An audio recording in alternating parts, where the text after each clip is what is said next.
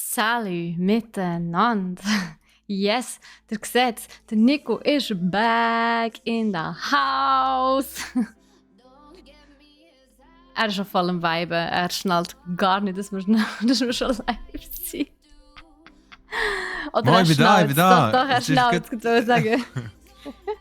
Die Musik ist gut, gell? Ja, die Musik ist Die nice. Musik ist wirklich gut. Ja, Leute, Musik herzlich ist willkommen nice. und willkommen zurück. Nico, geht's dir besser? Hey, mir geht's super. Meine Augen sind wieder gesund. Der gerade gesund. Ja, das hört man doch gern. Das Ja, hört man ja. auf jeden Fall gern. Wunderbar. So, schön, sind alle da. Es ist schon ein paar Tage. Nice. Yes. Crazy Cat Lady ist da, der Bud Spencer ist da, der Martin ist da und der Pokipsi ist sogar da. Wunderschönen guten Morgen. Ja, für den Morgen ist es schon ein bisschen zu spät, aber ja, ich hoffe, es geht dir gut.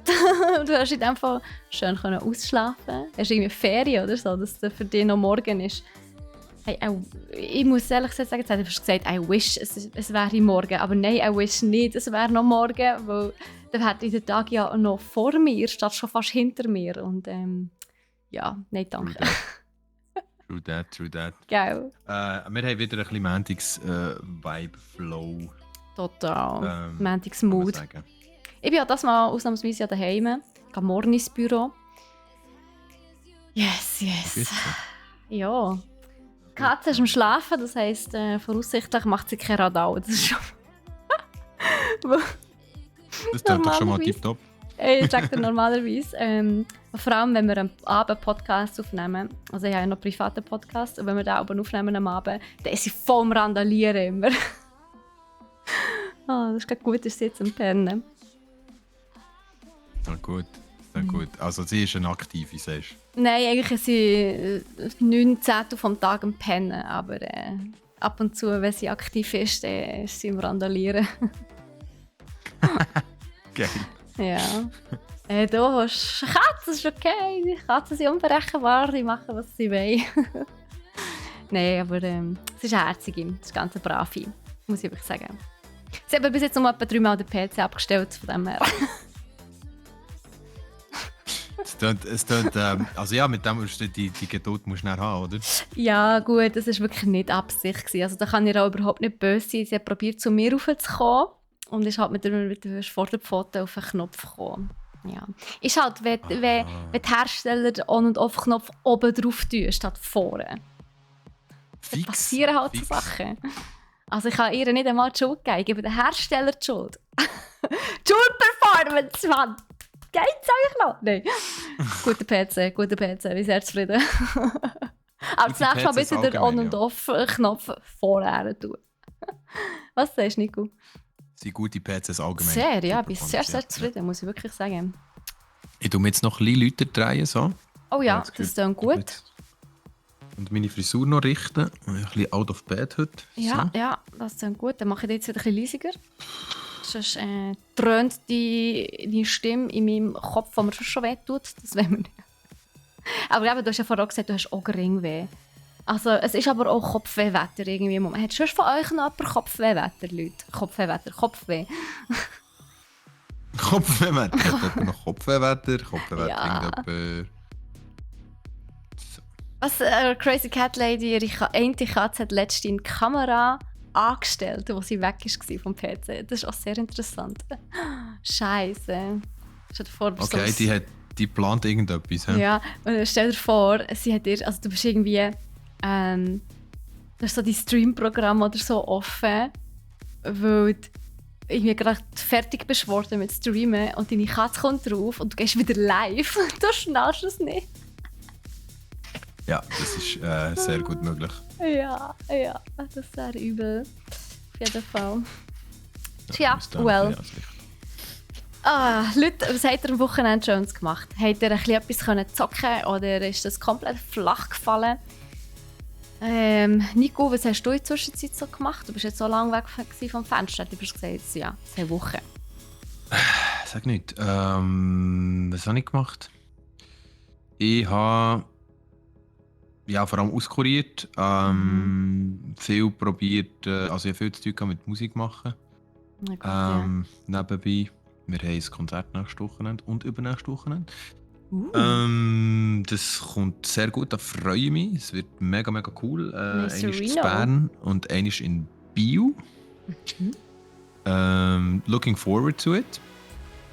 Dann habe ich natürlich mega viel zu tun sonst. Also ich arbeite ja sonst auch mega viel hier bei Brack, anderes Zeug als der Podcast. Bin mega froh gewesen, übrigens noch, merci vielmals an Cyril, dass er einspringen wieder mal. Guter Mann. Immer Top-Mann, wirklich. Übrigens, wenn ihr Black Friday-Werbung von Brack gesehen habt, das ist oder Cyril, unverkennbar. Wirklich eine sehr, sehr coole Werbung, Cyril. Ja, das haben sie wirklich gut herbekommen.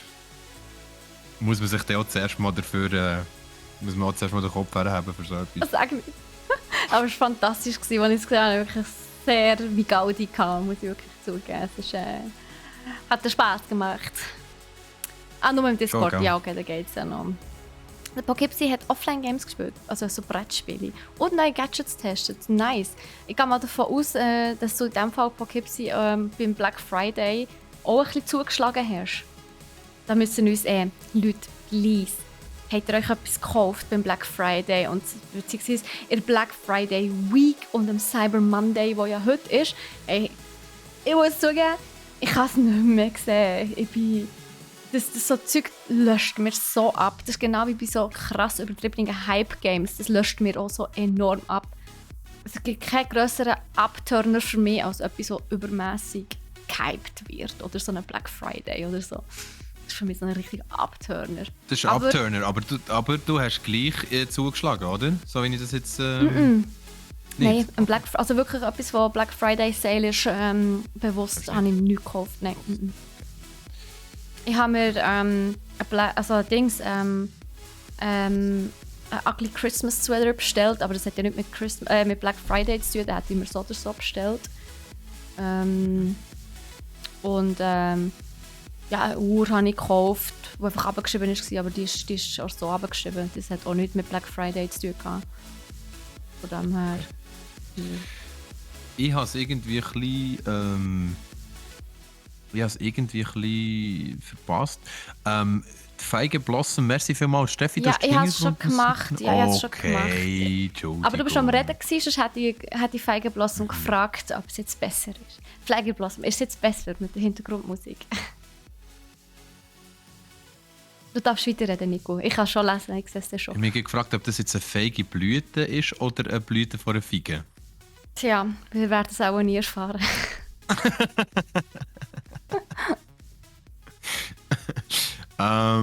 Gut, Steffi, sorry. Ich habe natürlich nicht damit gerechnet, dass du mal eigentlich wüsstest, ja, dass ich den Chat selber auch mitverfolge. Du bist einfach so unterwegs. Also da kommt etwas, du hast es instant.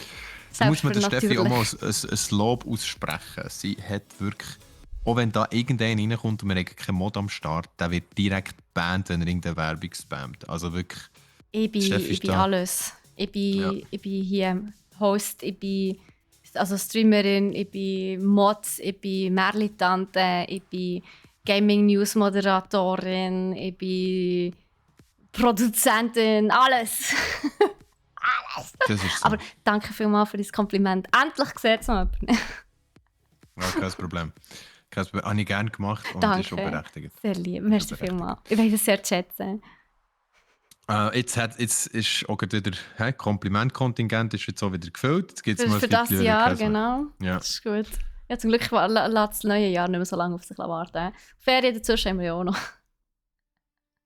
Stimmt, yes. Du hast recht. Yes. Stimmt, du hast recht. Ja, Steffi, wir haben glaube noch etwas, wo wir Giveaway, oder? Yes, wir haben ein Giveaway.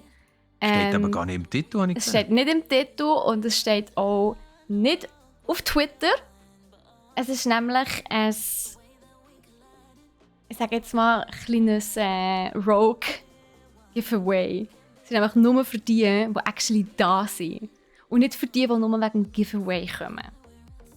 Das ist etwas ganz Cooles. Okay, ja. I see. Oder? Hast du da etwas überlegt? Ja. Natürlich habe ich mir etwas überlegt, ja. Und zwar... Selbst für natürlich, hallo? Nein, in Wahrheit habe ich es vergessen, jetzt zu posten. Gotcha. Nein, folgendermaßen, alle, die da sind, wir haben ein Crunchyroll Premium-Abo für 1 Monat zum Verlosen an irgendjemand von euch da draussen, die jetzt am Zuschauen bzw. hören sind. Also falls ihr wollt mitmachen, falls ihr wollt ein Monatsabo, ein Premium-Monatsabo gewinnen für Crunchyroll. Crunchyroll ist, by the way, die Anime-Streaming-Plattform überhaupt. Also, der hat wirklich mal einen ganzen Monat lang Zeit, vor allem jetzt über Weihnachten. Das ist natürlich perfekt. Die hat auch ein paar Tage frei, Weihnachten, Neujahr. Dann könnt ihr mal eine von euch, also von diesen Seriensuchten, die ihr schon lange mal sehen, zum Beispiel Naruto, wo ja irgendwie 100 Stunden lang dran bist, am Schauen, bis du fertig bist mit all seinen 9 Staffeln oder was es hat. Könnt, ja, einfach, also, dort findet ihr alles an Animes. Von dem her, ja. Wer Lust hat zum Mitmachen und das gewinnen, der kann jetzt Ausrufezeichen Win 1 oder Win 2 mit einem Leerschlag dazwischen. Natürlich, also Win Leerschlag 1 oder Win Leerschlag 2 in den Chat schreiben und dann macht ihr dort mit. Und ich kann es nur empfehlen, also Crunchyroll, ich habe einen Kollegen, der hat es, ich habe es selber nicht, aber der, für einen Anime-Fan ist es Nonplusultra, es hat alles dort drauf. Und ist einfach geil. Also es ist wirklich geil. Also ich würde selber mitmachen, wenn ich dürfte. Ah. Crunchyroll. Ready? Du hast schon gerade es ist gerade Schwein gehabt. Jetzt haben wir gleichzeitig gedrückt. Ich habe gerade das Giveaway gestartet in dem Moment, wo du geschrieben hast. Nein, der super. Abby war schon wieder ein Blitz. Schau, der Abby ist schon dabei. Ja. Nein, der Abby eben nicht. Abby hat nur geschaut, wie viele Punkte er hat. Abby, mach nochmal. Nein, Abby hat nur geschaut, wie viele Punkte er hat. Also, zum Abby gönnen. Zum normal mitmachen kostet es 10 Punkte. Wenn ihr doppelte Chance möchtet haben, dann kostet es halt einfach 20 Punkte. Ja. Das Giveaway läuft ab jetzt 1 Stunde und 5 Minuten. Falls ihr noch nicht genug Punkte habt oder so, dann könnt ihr easy während dieser Zeit, wo wir jetzt hier live sind, noch ein paar Punkte sammeln, indem ihr zum Beispiel einfach fleissige Chat schreibt. Aktiv im Chat sein gibt euch mehr Punkte. Ihr könnt uns einfach kurz schnell raiden, das gibt auch nochmal Punkte. Und ja, natürlich Follow ist eine Voraussetzung, also ihr müsst uns followen, sonst war's das. Sonst könnt ihr nicht mitmachen. Oh, Anime, ich liebe es. Ja, eben Crazy Cat Lady, let's go. Für Folge euch allen. Ja, gut. Happy winning. Happy winning, genau. Yes, dann wünsche ich euch mal ganz viel Spass in diesem Fall. Beziehungsweise für Glück. Und jetzt würde ich sagen, wir starten mit dem Podcast.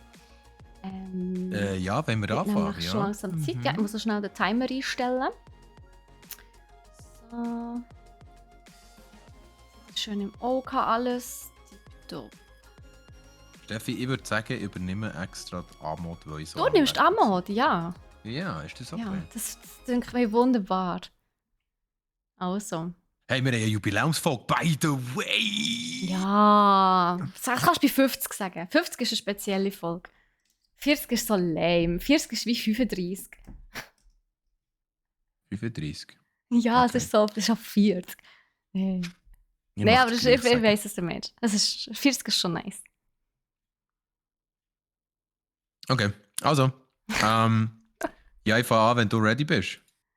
Ja, also, meine Lieben, alle die jetzt noch schnell am Zuhören bzw. Zuschauen sind, ihr wisst, wie es läuft. Wir nehmen jetzt gerade unseren Podcast auf. Ihr seid herzlich dazu eingeladen, selbstverständlich, im Chat eure Meinung dazu zu geben, zu dem, was wir sagen. Oder ja, irgendwie einen Kommentar oder so reinzuschreiben in den Chat. Und wir gehen dann sehr gerne anschliessend darauf ein. Aber ja, während wir unseren Podcast aufnehmen, ja, können wir schlecht darauf eingehen. Aber anschliessend auf jeden Fall. Also, I'm ready. Alright. Hallo und herzlich willkommen zur 40. Folge Buff Crit Loot mit der Steffi, unserer Gaming-Kaiserin und mir, Nico. Wir haben The Prince of Darkness, hättest du gesagt. Hast du wieder meine Amod kaputt gemacht? Ja, wenn du mir schon Kaiserin nennst. Also, wir haben folgende Themen im Buff Und zwar Ubisoft kehrt zurück zu Steam. Hä? Dann haben wir den Goat Simulator 3. Crazy wie noch nie. Wir haben wirksam, aber fies Gaming Studio erteilt Raubkopierer eine Lektion. Wir haben Park Beyond, ein Rollercoaster Tycoon-mäßiges Spiel. Wir haben Pokémon Scarlet and Violet, wo ein spannendes Thema drin ist. Wir haben noch einen Fun Fact, wo die Steffi oben drauf reingeht, weil sie so lustig ist. Und nachher ist eigentlich Buff auch schon fertig. Crit haben wir eine Gameplay-League vom Need for Speed Unbound. Nicht viel Crit die Woche, nachher geht es direkt zum Loot, wo die Steffi und ich euch ein bisschen Gaming und Zubehör zeigen, wo wir dann Black Friday, nein, Cyber Monday haben. Beides, alles, immer, sowieso überall. Das ist es und viel Spaß mit Buff Crit Loot. Jetzt geht's los. Let's go! Mit Episode 40. Yay!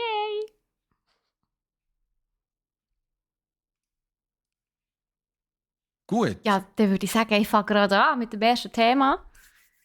Ubisoft. Yes, Ubisoft kommt zurück zu Steam. Ich weiß nicht, wie es euch geht, aber ich habe immer so... Ich nerv mich immer ein bisschen darüber, wie viele verschiedene Launcher es gibt. Und irgendwie hat jeder plötzlich angefangen, seinen eigenen Launcher zu machen. Dann hast du den Steam Launcher gehabt, dann hast du Epic Games Launcher gehabt, dann hast du den Origins Launcher gehabt, der irgendwie vorher mal noch war. Dann hast du irgendwann mal noch den Activision Blizzard Launcher gehabt. Und dann hast du den Launcher und den Launcher und den Launcher. Und schlussendlich hast du eine Taskliste irgendwie so 6 verschiedene Launchers gehabt. Und zum Teil hast du nicht mehr gewusst, auf welchem Launcher du welches Game gespielt hast. Ich weiss nicht, wie es euch gegangen ist. Mir persönlich ist es so gegangen und ich habe irgendwie dann auch mit der Zeit angefangen, gar nicht mehr wirklich auf anderen Launchern zu schauen. Ich war nur noch auf Steam und alle Games, die ich auf allen anderen Launchern hatte, habe ich einfach ignorieren, weil es mich nerven.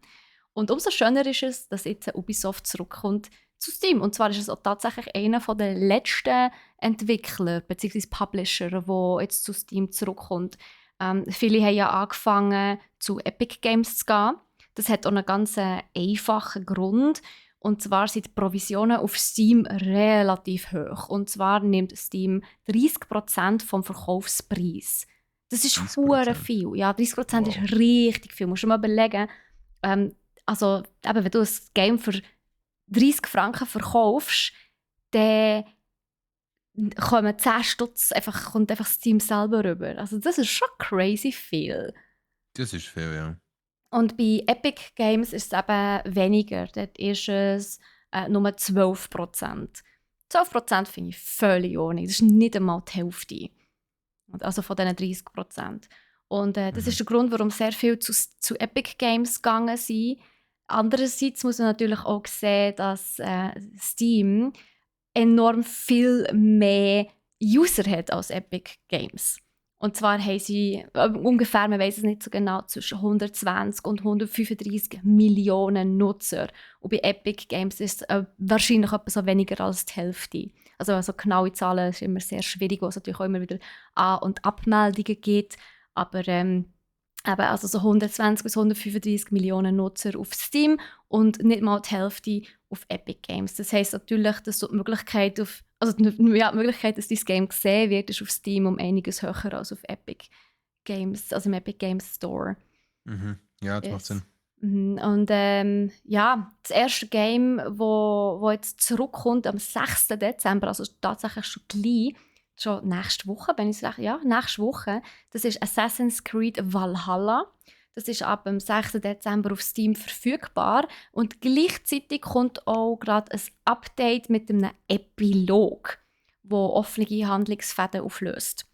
Und das ist das letzte Update, das es gibt für Valhalla. Nachher gibt es keine neuen Inhalte mehr. Also von dem her würde ich sagen, alle, die Valhalla schon immer mal spielen wollten, aber keinen Bock hatten, das auf einem anderen Launcher zu holen, die haben jetzt die Möglichkeit, das ganze Package sich zu kaufen und ja, Valhalla endlich mal zu spielen. Das macht in dem Fall wirklich Sinn, ja. Mhm. Und was auch cool ist, ist, dass später mal noch Anno 1800 kommt und das Free-to-Play-Action-Sportspiele Roller Champions. Ja, Anno 1800 ist für mich natürlich so etwas, wo ich denke, so, oh wow, okay, wenn das auf Steam kommt, muss ich schauen, ob ich mir das dort holen. Definitiv. Aber da ist leider noch kein Datum bekannt, genau gleich wie bei Roller Champion. Und ja, ich finde es grundsätzlich eine gute Sache, dass jetzt ja, Publisher wieder ein bisschen sich an einem Ort versammeln. Weil ich habe immer schon gedacht, so, hey, wie cool wäre das eigentlich, wenn es einfach so einen Launcher gäbe, wo alle Games drauf kannst starten.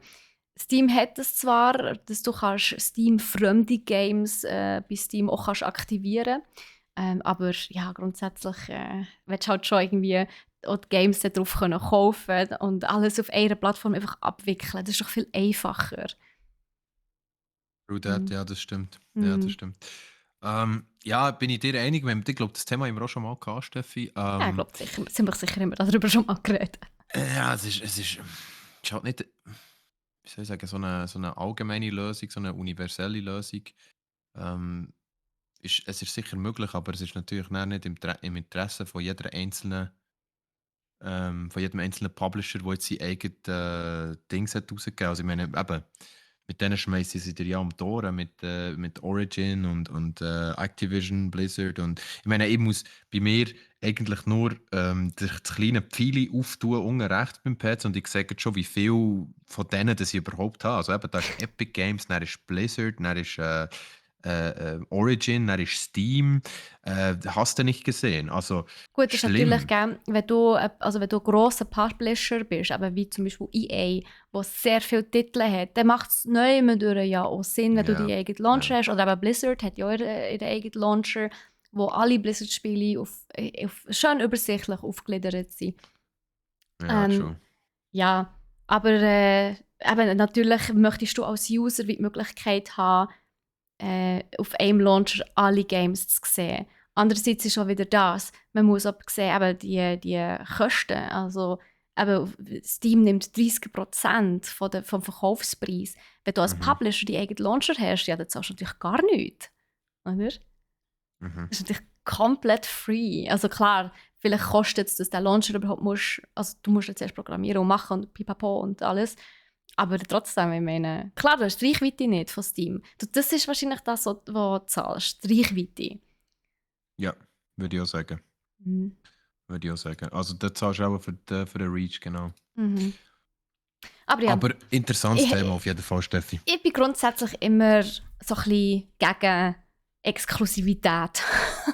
Ich finde das irgendwie doof. Mhm. Aber auch ich bin einfach der Meinung, so, egal welcher Launch, egal welche Plattform, ob PC oder Konsole, es sollte doch irgendwie machbar sein, die Games überall können zu spielen. Gut, Switch ist vielleicht jetzt eine kleine Ausnahme, aber ja, you know what I mean. Ja, Fix. wäre Fix. einfach Stimme dir schön. hundertprozentig zu. Ja. Und da wären wir Ist eigentlich schon beim natürlich, Team-Thema, oder? ja, ist eine schöne Überleitung von, wie soll ich sagen, weniger oder mehr Exklusivität oder, wie soll ich sagen, am besten mache ich einfach eine ganz weirde Überleitung, Ja, und machen eine zwar, weirde Überleitung. wie soll ich sagen, heute Morgen hat es für mich schnell, als ich mich habe informiert über das Thema, über das Game, habe ich mich schnell in eine Parallelwelt begeben, weil so viel Craziness und so viel Wahnsinn und verrückte Sachen habe ich in einem Game selten gesehen.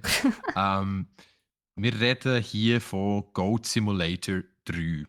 Und Goat Simulator 3 ist schon ja, ein Joke an sich, weil der zweite Teil hat es gar nie gegeben. Was? Also, das ist ein Joke von den Entwicklern. Es hat nur Goat Simulator 1 gegeben und jetzt gibt es Goat Simulator 3. Das heisst, die Entwickler haben sich schon mal den Joke gemacht: hey, hier, wir haben nie ein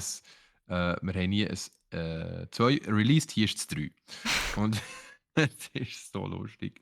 Auf jeden Fall, im Endeffekt spielt man das 3, was eigentlich der zweite Teil ist. Und das ist so crazy, das Game, dass man gar nicht weiß, wo anfangen. Also, schon nur am Anfang wird Skyrim-mässig auf einer Von der Kutsche wird man reingefahren in die erste Spielszene und sie haben wirklich fast 1 zu 1 Skyrim-Anfang kopiert, einfach mit Geissen. Da stirbst du schon fast vor Lachen, ist verdammt lustig. Ähm, Nachher kommst du eigentlich an in dieser riesigen Open World. Im Ace bist du ja einfach vor allem in einer Stadt rumgehopset. Rumhopsen ist wirklich das richtige Wort, weil das machst du mit deinen Games meistens rumhopsen und in Sachen reinsäckeln, Leute ablecken oder mitziehen mit ihrer Zunge. Ähm, crazy, crazy, crazy. Also das heisst, man ist als Geis vorerst in diesem Spiel inne und man muss haufenweise lustige Quests erledigen. Und jetzt hat das Quest-Erledigen sogar ein grösseres Ziel. Es gibt nämlich eine grosse Tür, die ist abgesperrt mit ganz vielen Ketten. Und die Ketten muss man nach dies nach lösen. Je nachdem, wie viele Hauptquests das man geschafft hat und Bosse oder Bossquests, die man hat, abgeschlossen lösen sich die Ketten und nachher wird die Tür immer weiter frei. Was hinter dieser Tür ist, habe ich noch nicht erfahren. Ist natürlich zu viel Spoiler, würde ich auch nicht sagen. Aber da muss schon nach einem grösseren Ding, das man muss erfüllen muss, um das Game besten oder durchspielen. Man kann sich vorstellen, es ist so ein bisschen auf sehr witzig angelehnt. Das heisst, man kann es nicht allzu ernst nehmen.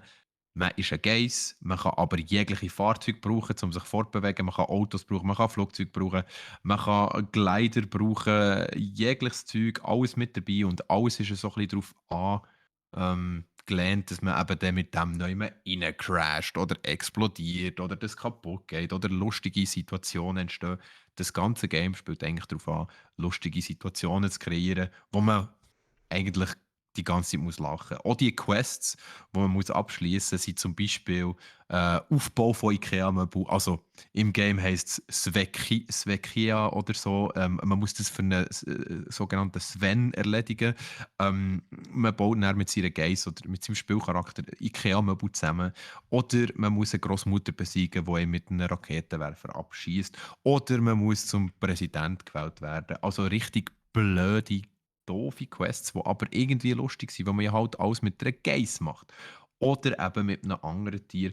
Man kann jetzt im neuen Goat Simulator auch andere Tiere wählen. Ich habe ein Video gesehen, wo der eine Hammerhai ist mit Stöckeli-Schuhen. Ich habe eine Giraffe gesehen mit Rollschuhen.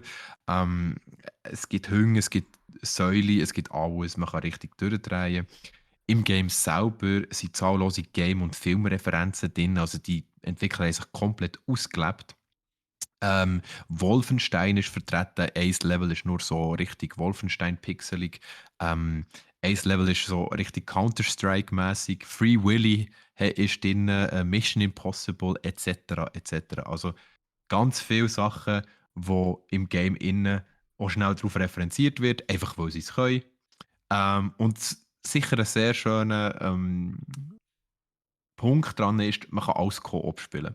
Also man kann zum Beispiel mit einem, zwei oder sogar drei Mitspielern online, aber Steffi, jetzt kommst auch Couch Coop. Und das finde ich Nice. mega, mega cool. Also Splitscreen, Couch Coop, Couch Party, Ahoi, nice. Solche Games sind bei mir gerade schon immer gerade gut geratet.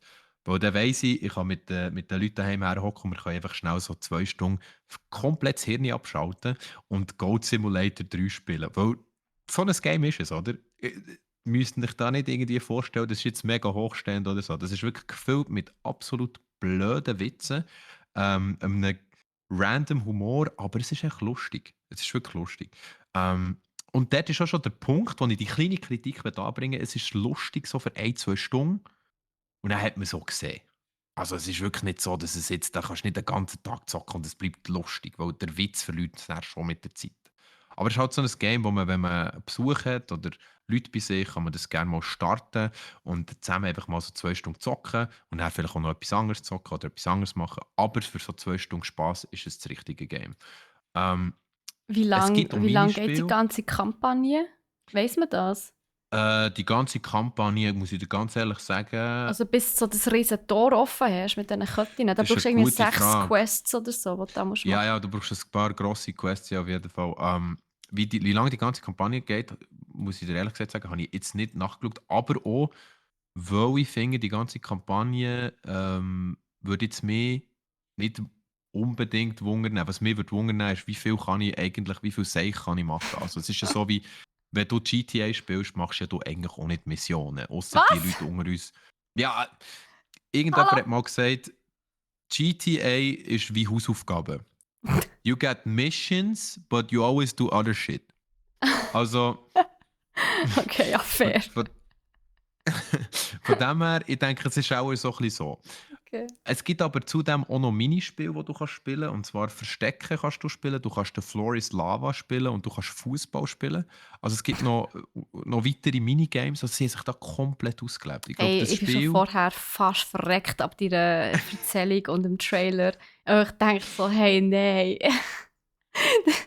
Das ist so Nein, dumm, das also ist so ich unglaublich weißt, dumm. ich muss mir auch vorstellen, das musst du dir vorstellen, wenn die das programmiert haben. Die Hey, sind auch... nein, was haben die geraucht? ja, Ernsthaft? genau, das ist so die Frage, die du dir stellst, weißt? Das ist wirklich die Frage, die du dir stellst. Shit. Die sind auch wirklich gut im Kraut drin gewesen, habe ich das Gefühl. Ja, ziemlich sicher haben die ihre Anders Gaudi kannst du doch gehabt, das ja. gar, anders kannst du doch das gar nicht machen. Äh, Auf jeden Fall, habe ich mir heute, weil ich so begeistert war, schnell das Goat Simulator Ace Code über den Mittag auf und Steam das oder kurz wo? an. Und auf der PS4, Auf der PS4, okay. wo ich habe müssen, feststellen, das neue Goat Simulator ist nur für PS5. Also Leute, die noch PS4 haben, gibt es nicht leider. Auf dem PC gibt es natürlich, auf der Xbox, aber sonst nur für Schau, PS5. Cyber Monday, vielleicht jetzt irgendwo ja noch einen guten PS5-Deal. Aber auch schon das Eis ist wirklich, also das Eis ist schon komplett gaga. Also es ist wirklich Weiss noch, wie teuer ist es? das Eis oder das Nein, 3. das 3. Wo Das eigentlich 3 das ist 2 30 ist. Stutz, etwa 30 Stutz. 30 Franken, okay. Also es ist wirklich, also der Preis ist wirklich noch easy im Fall. Da kann man gar nichts sagen. Und eben, man merkt dort, die Entwickler nehmen sich und auch das Game selber überhaupt nicht ernst. Die machen Witze, wo es nur geht. Ähm, und das ist super. Das feiere ich. Ich feiere ein Game, wo man einfach mal so das Hirn abschalten kann. Das ist einfach wichtig. Das muss man auch können, finde ich. Manchmal. Aber eben, darum sage ich auch, es ist ein Game so für, wie soll ich sagen, ja, so für 2, 3 Stunden am Wochenende. Dann nimmt man es vielleicht nächste Wochenende wieder für oder so. Kann sein, dass es Leute gibt, die es voll den Humor trifft. Und wenn das voll den Humor trifft, dann bist Nico, du stundenlang dran, weil dann lachst du nur noch. ich habe gerade bei uns im Shop geschaut und bei uns gibt es auf PC, Xbox Series X und PlayStation 5. Es ist also nicht ein PS5 Exclusive. Dan, dan, Nein, dan, das dan, habe ich dan, nicht dan, gemeint. dan, Das dan. habe ich nicht gemeint. Entschuldigung. Ich wollte sagen, es gibt es nicht auf PS4, darum habe ich mir es ja nicht geholt. Wo du, am Anfang haben wir doch darüber geredet, dass es exklusiv ist. Nein. Ich habe nur Ich habe gesagt, doch es gemeint, gibt es ist es nicht exklusiv. auf PS4. Ja, aber dann musst du auch Nein, sagen, dass es aber auf PS5 und aber auch noch auf Xbox Series X und auf dem das PC habe ich gibt. gesagt. Das habe ich gesagt vorhin. Wirklich, da habe ich dir nicht zugelassen. Ja. Entschuldigung. Ja, ist schön. Das ist schön. Nein, das erzähle ich auch gar nicht mehr. Du erzählst Alles es ja okay. auch nicht mir, sondern unseren lieben Zuhörer und Zuhörerinnen da draußen und alles Ja, dazwischen. genau. Ich mache jetzt eine kurze Schweigesekunde, weil ich hässlich bin auf die Steffi. Sie geht jetzt los. Ah, das ist aber eine lange Sekunde, Nico. Ich Aber habe das ist gewusst, du kannst nicht okay. einfach, ich habe gewusst, du kannst nicht einfach nichts sagen, Steffi. Ich habe es Ja, du gewusst. hast die Schweigesekunde wollen machen, nicht ich. Also jetzt. Es geht Also, weiter. Nico, bist du noch ein bisschen hässig? Das ist okay. Es geht Also, weiter mit einem hässigen, fiesen Thema von Steffi. ja, Let's genau. go. Genau. Nein, das Thema ist eigentlich mega cool. Ich habe es mit sehr viel Grinsen im Gesicht gelesen. Auch wenn es nicht so neu ist. Ich muss es zugeben. Ich habe während dem Recherchieren gemerkt, es ist nicht so ein brandaktuelles Thema. Es ist eigentlich vom Frühling. Aber ich habe es echt super witzig gefunden und wollte es euch nicht vorenthalten. Und einfach so als kleiner Reminder, Leute kaufen doch die Games und tun sie nicht abladen, gratis, irgendwo illegal, kostenlos. Das bringt nämlich nichts, weil Game-Entwickler haben mittlerweile wirklich so ein paar sehr, sehr witzige Tricks auf Lager, wo sie euch den Game-Spass von einem raubkopierten Game wirklich können, also der Game-Spass ist vorbei, zunichte. Und Game-Entwickler lachen sich dabei ins Füßchen, und zwar wirklich. Das beste Beispiel ist von Cricket 22. Also ist jetzt bei uns in der Schweiz vielleicht nicht so mega bekannt, wo wir hier nicht so Cricket spielen. Aber ich könnte mir vorstellen, zum Beispiel in Australien ist es wie bei uns NHL oder so. Also ja, der Cricket 22 ist, ist ein Sportspiel, ist ein Sportsimulator, wie eben NHL oder FIFA. Was gibt es noch alles? Es gibt doch auch noch so...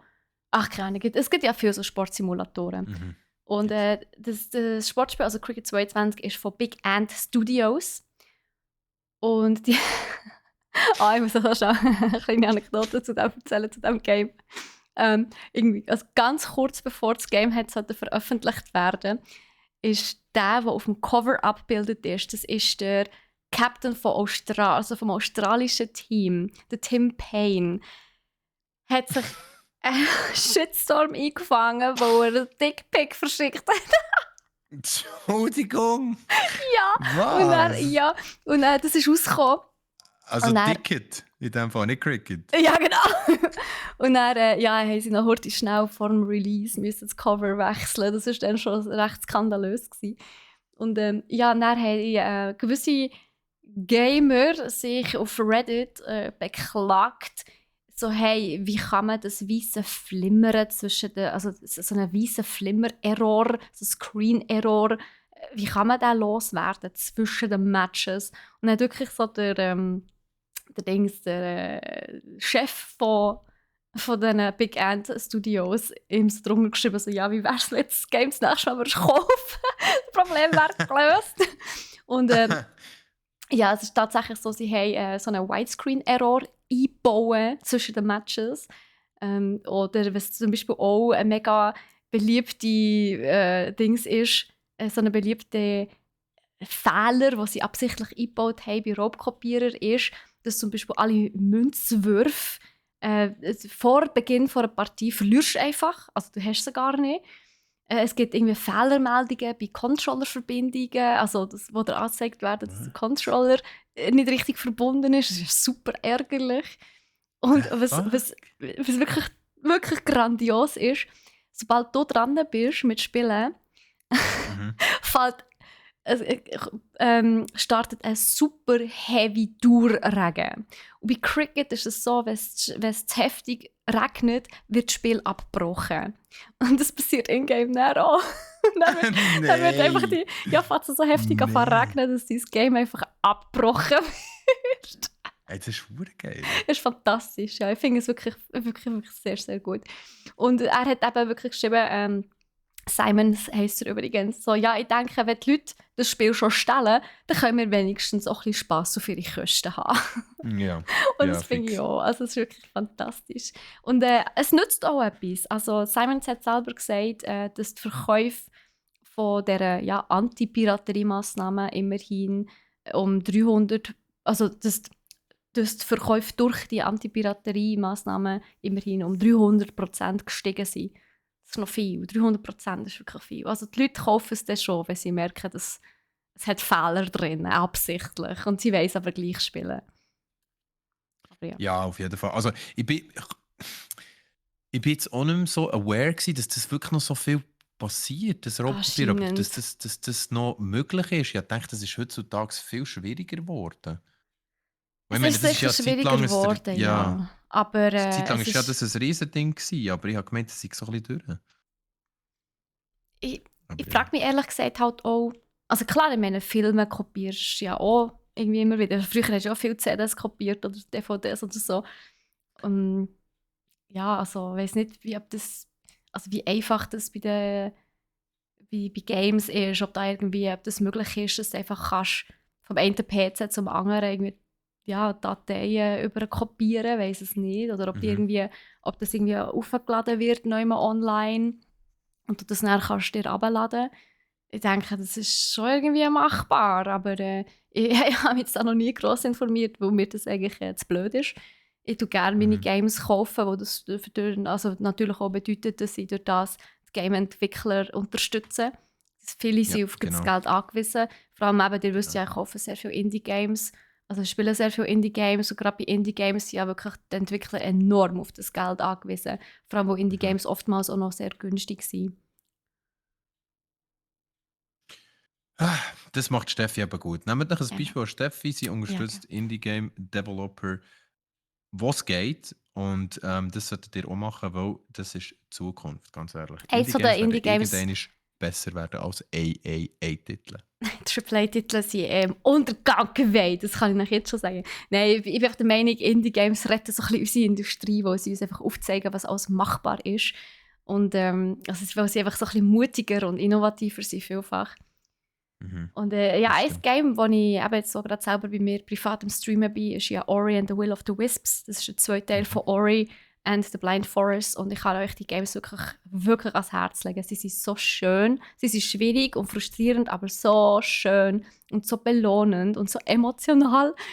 Und es ist ja, also es ist von einem österreichischen Entwicklerstudio und ist handgezeichnet. Computeranimiert, aber handgezeichnet. Das ist wirklich fantastisch. Also die Atmosphäre ist der Burner. Das ist krass, he? Das musst du dir dann mal überlegen. Ja, das muss er dass sich das wirklich mal alles geben. handzeichnet. Krass. Mhm. Ja.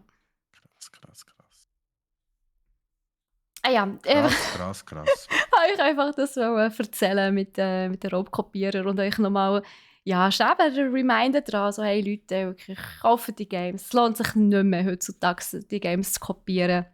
Viele Games haben Raubkopierschutz drin und es verleidet euch nur. Macht es von Anfang an korrekt. Und am besten Ja. auf brack.ch. Ja. Auf brack.ch. Liefert mehr, als du denkst. Oh ja. Wir liefern auch Pampers. Ich werde dazu mal... Ja, ist ja wahr. Bist du in freudiger Erwartung, oder? Nein, aber ich sage es nur. Noch schnell zum Raubkopieren. Ich glaube, das ist nur ein Ding... Oder ich finde, das ist doch nur ein Ding, wenn du irgendwie jung bist und kein Geld hast für das. Nein, ich denke es nicht. Nicht? Okay. Also bei mir ist Also es immer so, sicher als ich jung auch. war. Ja. Sicher auch. Aber es gibt sicher auch Leute, die sich denken, so, ja, vor allem gerade bei diesen AAA-Publisher, Entwickler, so, nee, man ich denen nicht gönnen. Dass sie noch mehr Geld in die Schuhe geschoben bekommen. Ja, I don't know. Das stimmt. Viele sagen sich sicher, also vielleicht denken viele sich auch, dass ein Game zu teuer ist. Und darum kopieren. Ja. Andererseits auch dort muss man natürlich sagen, ja Leute, aber wenn ihr ins Kino geht, einen Film schauen, und dann habt ihr 2 Stunden Unterhaltung für 20 Stutz im Schnitt. Mhm. Also 10 pro Stunde. Und jetzt überlegt euch mal, wie viele Stunden so ein Witcher zum Beispiel euch Spass bringt. Oder das Horizon Forbidden West. Oder wie lange habt ihr bei God of War gespielt? Oder wie lange spielt ihr schon das League of Legends Free-to-Play? Also darum, es ist so, ja, ich bin einfach der Meinung, Games, die ein 80er kostet, klar, das ist nicht gerade wenig, 80 Stutz für ein Game, aber wenn man schaut, wie lange man drauf spielt, wie viele Stunden, dann ist es schon nicht so mega teuer, wenn man es mit einem Kinofilm vergleicht. Das stimmt allerdings. Aber da kann ich der Steffi nur zustimmen. Und dann würde ich sagen, wir gehen weiter. Und zwar beyond die Raubkopierer. Wir gehen in ein Game, das heisst auch Beyond, und zwar Park Beyond.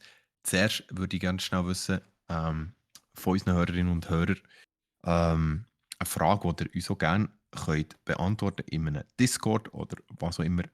Habt ihr auch die Freizeitpark-Simulatoren gespielt? Also und wenn Tycoon-Simulator und so. Genau, wenn ja, welche habt ihr gespielt? Habt ihr Rollercoaster Tycoon gespielt? Da gibt es 3 Teile. Oder habt ihr Planet Coaster gespielt? Ich muss jetzt schnell schauen, ich glaube, es heißt Planet Coaster, genau. Genau, Planet Coaster. Weil das sind die 2 berühmtesten. Und jetzt ist ja schon ein Zeitchen lang kennen wir von denen rausgekommen, von diesen Freizeitpark-Builder. Und jetzt hat sich ein deutsches Studio namens Limbic Entertainment gedacht, hey, wir haben das Ganze auf ein neues Level. Wir bringen ohne Parkbau-Simulator raus, aber bei unserem Freizeitpark-Simulator hat es noch einen kleinen Twist drin. Und zwar gibt es einen grossen Unterschied zwischen diesem Game und den anderen. Und zwar heisst der Unterschied Impossifications. Steffi, lass dir das Wort schnell an. Impossifications. Ist eine schöne Wortkreation, auf jeden Fall.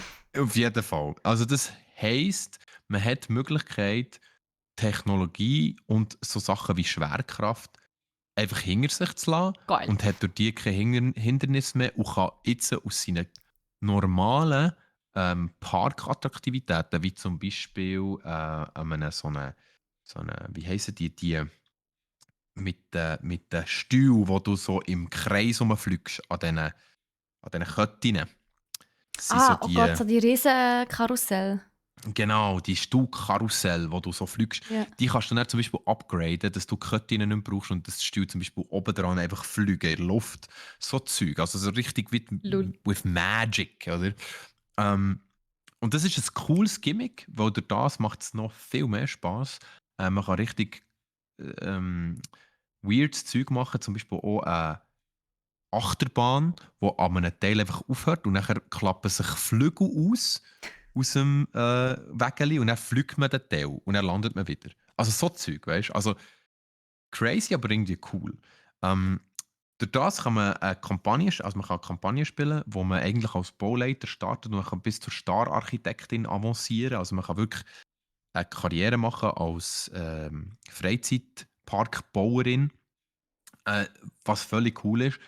Zudem hat man die Möglichkeit, beim Bau, in diesem Baueditor kann man Achterbahnen völlig frei bauen. Also es gibt fast keine Grenzen. Das finde ich auch mega cool, wenn man echt so richtig sauber kann. Es macht so einen guten Also Spagat auch so zwischen riesen Räder mit irgendwie 15 Rädern. Ja, also du musst dir wirklich vorstellen, sie haben sehr viele Züge gebaut, wo So man geil. nachher noch weiter, also beyond imagination eben kann gehen. Darum heisst Mhm. ja Park Beyond, oder? Ähm, sie haben wirklich wollen das Dass es eben nicht Erlebnis bieten. realistisch ist, sondern noch ein bisschen abgefahren. Genau, Ist aber dass man auch geil. abgefahren werden kann, ja genau. Ähm, zusätzlich gibt es zusätzlich gibt es noch etwas zu sagen, was nicht so cool ist.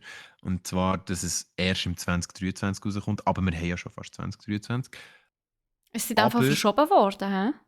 ja, ja, sie haben es verschoben, sie haben es eins müssen verschieben, aber Mhm. auch dort lieber verschieben als Jesus Gott. etwas Hey, aber ganz ehrlich, rausbringen. so viele Games, wie jetzt das Jahr verschoben worden sind auf nächstes Jahr, dann werden wir ja nächstes Jahr überflutet mit neuen Games.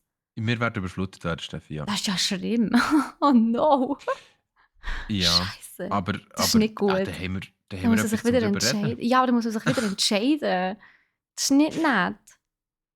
True that, true that. Vor allem, es sind ja nicht kleine Games, die verschoben worden sind. Es sind ja so richtige Blockbuster-Titel. Das stimmt, das stimmt, das stimmt. Starfield, Hogwarts Legacy, It's Oh, das. Starfield. Es ist noch alles verschoben worden. 1000 Sachen. Also, boah. Ja, eben, also es wird lustig. Es wird auf jeden Mhm. Fall lustig. Ja, langweilig Aber wird es Park auch Beyond. nicht im Nein, 2023, ja. nein. Also eben Park Beyond, hey, freut mich darauf.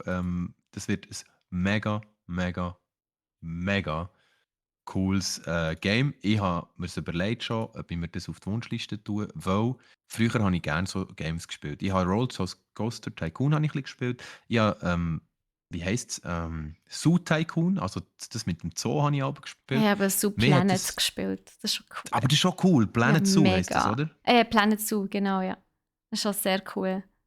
Das habe ich mir auch überlegt. Also, das ist ja auch so ein bisschen, unser lieb Troy spielt ja mit Total. immer das Jurassic Jurassic World Evolution 2, ja. World. Es geht ja auch dort rein. Und das Game, also durch Troy hat mich das Game auch faszinieren, muss ich auch sagen. Und ein sehr, sehr cooles Game. Einfach so die Wirtschaftssimulation, die Parksimulation, das finde ich cool. Und das Park Beyond, das habe ich noch schnell sagen, es macht eigentlich einen guten Spagat zwischen Wirtschaftssimulation und kreativem Bauen. Ähm, und somit ein Game, das ich auf jeden Fall empfehlen kann. Schaut es an, sieht cool aus. Ist mal etwas ohne Gewalt, ohne Umschießen und Leute umbringen. Einfach mal schönen Park bauen. Ist doch Yeah, auch keine Leute umbringen. schön. Wuhu! Und wo man auch keine Leute umbringen muss, das steht nach Steffi, und zwar im nächsten Game, wo sie etwas darüber zu berichten hat. Ja, beziehungsweise. Ja, es ist ja super spektakulär, sage ich jetzt einmal. Ist es ja eigentlich nicht. also, Aber gleich. also, beziehungsweise. Also, nicht, es ist nicht super spektakulär. Es ist einfach so.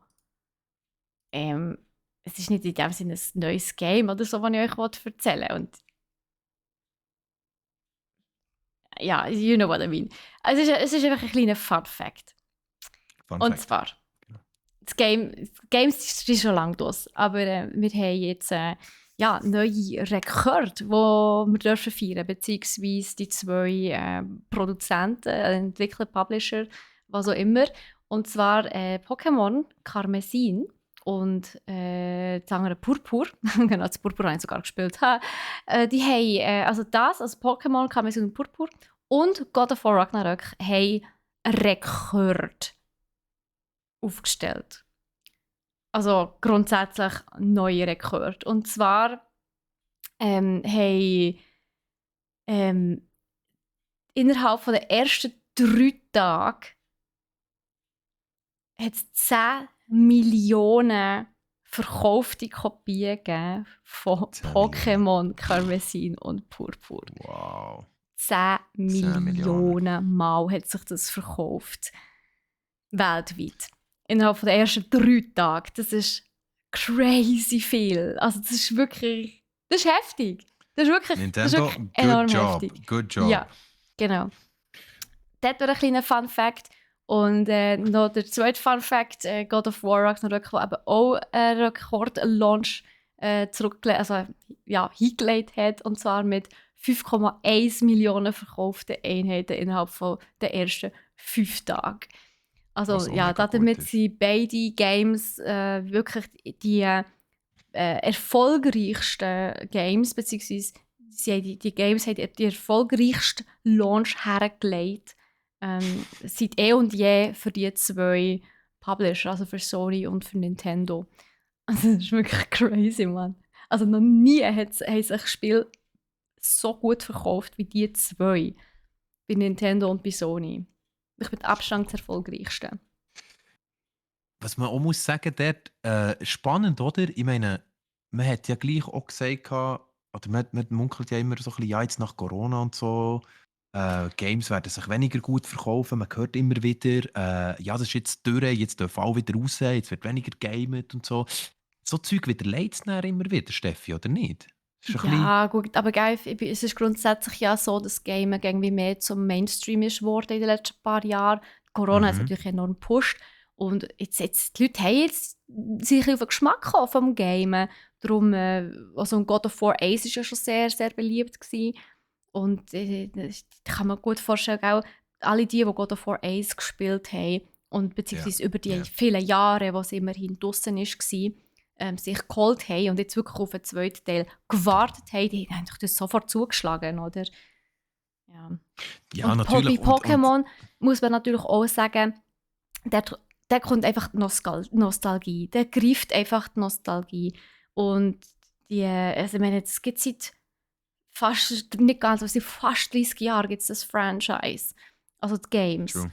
Und dadurch muss man halt einfach sagen, dass jetzt eben gerade so dort bei diesen jungen Erwachsenen, sag ich jetzt mal, wo irgendwo ein kleines Kind in der Umgebung ist, also sei es irgendwie selber das Kind oder irgendwie ein Patenkind oder sonst irgendwie ein kleiner Bruder, ich weiss auch nicht, einfach irgendein kleines Kind, dass man mit diesem Kind jetzt halt einfach Pokémon spielt. Es ist family-friendly, es ist nostalgisch, man kann es zusammenspielen mit dem Kind, es ist eine super Möglichkeit, um ins Gaming einsteigen, sage ich jetzt einmal.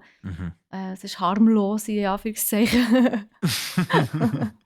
Nein, genau, von dem her, Pokémon ist auf jeden Fall... also ich kann es absolut verstehen, dass das so manchmal verkauft, also beziehungsweise gekauft worden ist. Das Einzige, was ich auch letztes Mal gesagt habe, schon, wo ich ein bisschen ausführlicher darüber geredet habe, ist halt eben, ja, Grafik ist halt einfach ein bisschen schade. Die, wie gesagt, 2023 fast, könnte man doch langsam wünschen, dass die Grafik ein bisschen besser wäre. Ja, aber nochmal ein kleiner Fun-Fact zu Pokémon. Und zwar, ich weiß nicht, wie viele von euch das schon gesehen haben, aber es gibt ein kleines Gimmick in Pokémon Karmesin und Purpur. Und zwar kann man sich einen Helm kaufen, der inspiriert ist von Daft Punk. Oh.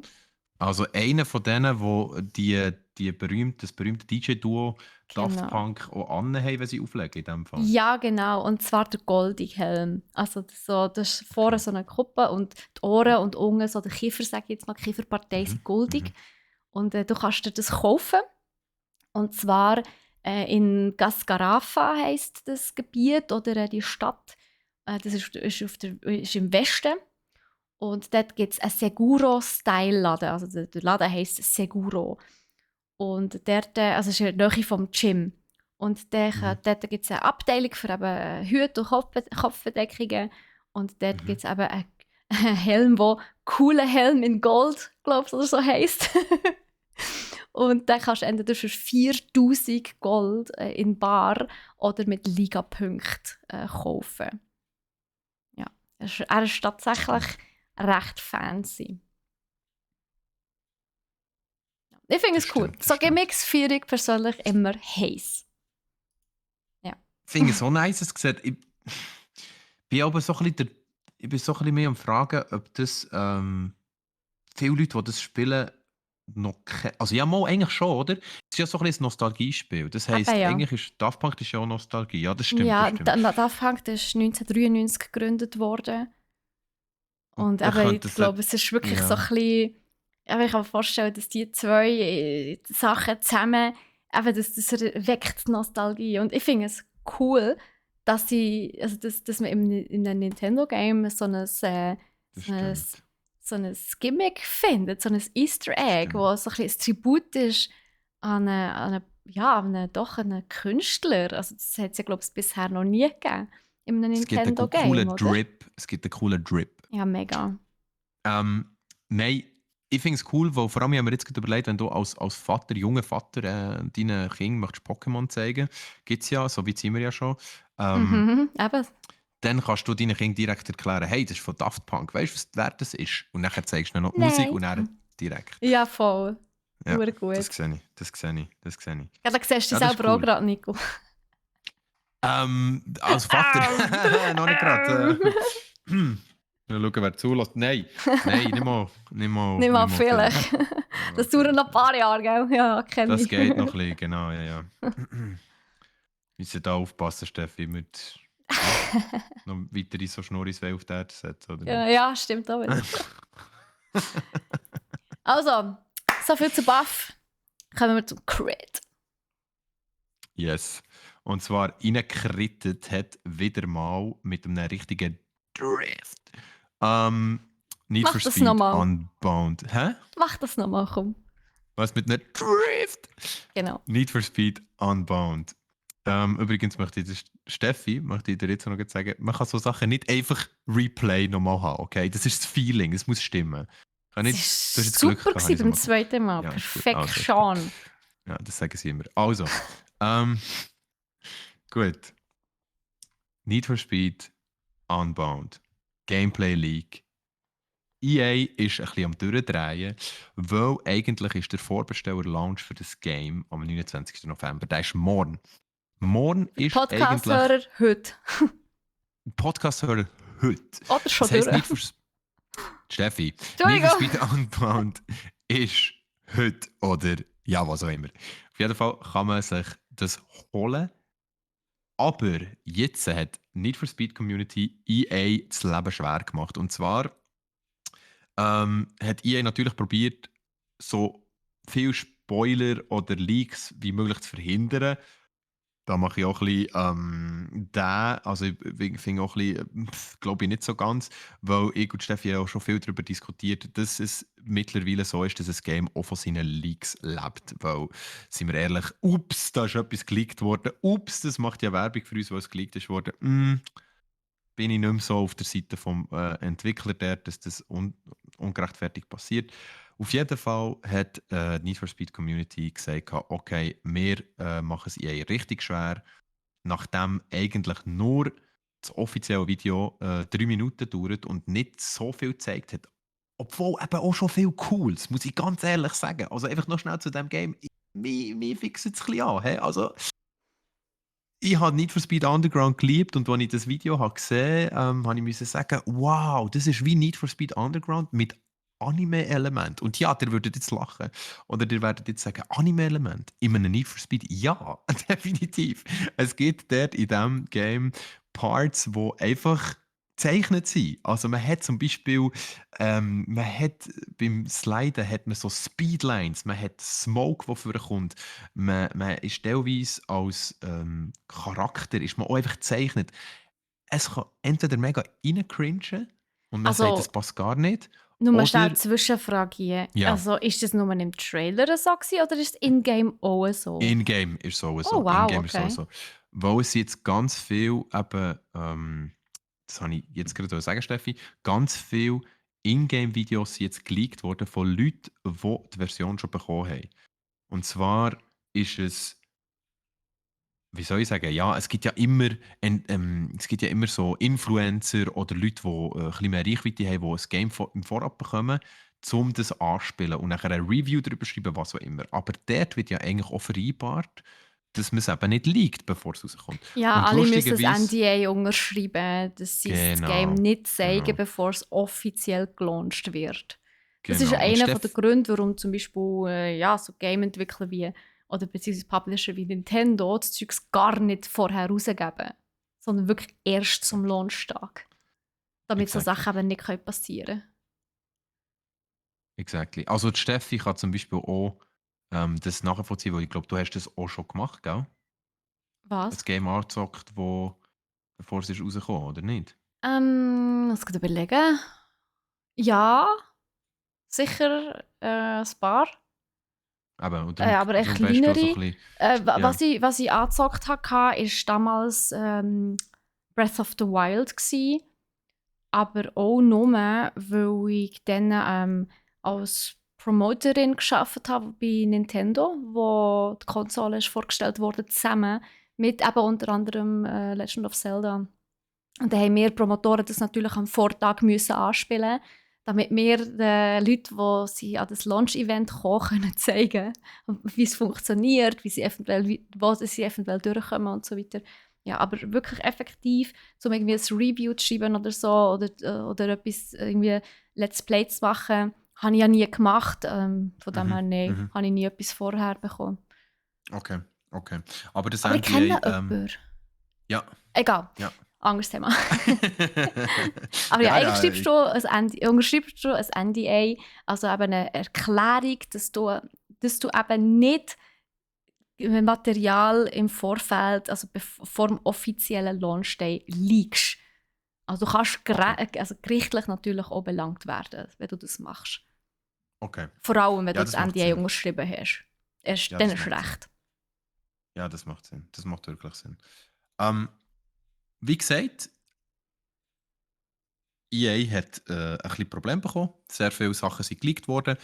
Ich finde es jetzt persönlich nicht so schlimm, ganz ehrlich, weil es ein Game ist, wo meiner Meinung nach im Trailer halt gleich schon viel gezeigt wird und man sich darauf freuen kann. Und ich glaube, die Gameplay-Videos, die geleakt wurden, die werden jetzt EA nicht mega schaden. Also ich Also, meine, ich sage ja auch, dass ich das Game wiederhole. Außer die Gameplay-Videos von In-Games sind jetzt so schlecht, dass man sagt, wow, ist ja gar nicht wie im Trailer. Das ist ja etwas anderes natürlich. ich weiß nicht, ich glaube, bei so Games wie Need for Speed, hat Need for Speed überhaupt so eine mega krass relevante Story? Eigentlich nicht, du spielst einfach Eigentlich Auto, nicht. Eigentlich nicht. Strassenrennen. Also, Ja. eben, ich denke, bei Games, wo es eine Story hat und dort werden gewisse Story Points, so wichtige oder Charaktere geleakt, das ist fast schlimmer. Als Ja, jetzt bei ja, einem, ja, ja, spielst du tausendmal das genau. Gleiche. Genau. Ja. Und ich habe auch kurz in den Gameplay League reingeschaut. Es ist immer, also es ist nice, weißt du, es ist wirklich nice. Auch der Gameplay League, der schadet ihnen jetzt wirklich nicht. Also, auch nachdem, dass ich da reingeschaut habe, ich würde es mir gleich ziehen. Weil Eben, es hat den Werbung! Underground. Es hat den Underground, es hat das Feeling. Und das ist so geil. Seien wir ehrlich, liebe Zuhörerinnen und Zuhörer, wer hat es nicht geliebt? Need for Speed Underground 1 und 2 Hast du nie hat auch gespielt? meine Musikplaylists geprägt. Also bis heute sind dort einfach sicke Tracks drauf gewesen. Wie unter anderem The Doors featuring Snoop Dogg, Ui. Riders on the Storm, ein Remix, einer der geilsten Remixes ever. Also es hat wirklich, Get Low ist dort drauf gewesen und «Hast du nicht gesehen?» Also alle die richtig coolen Hip-Hop-Tracks, die ich nachher angefangen zu hören, Hey, das ist habe mir ich gerade in den zuerst Sinn nur im gekommen. Underground gehört. Sollten wir irgendwie brack.ch Gaming-Playlists machen auf Spotify? Das ist eine sehr gute Das Idee, wäre noch Steffi. Das könnte cool, man oder? eigentlich machen. Ich bin ja ein guter Playlist-Zusammensteller auf Spotify. Ich habe da Mhm. schon einige. Ich weiss. Ähm, ich Ja, könnte aber natürlich. Gaming-Musik, Nico, gell? Ja? Game-Musik.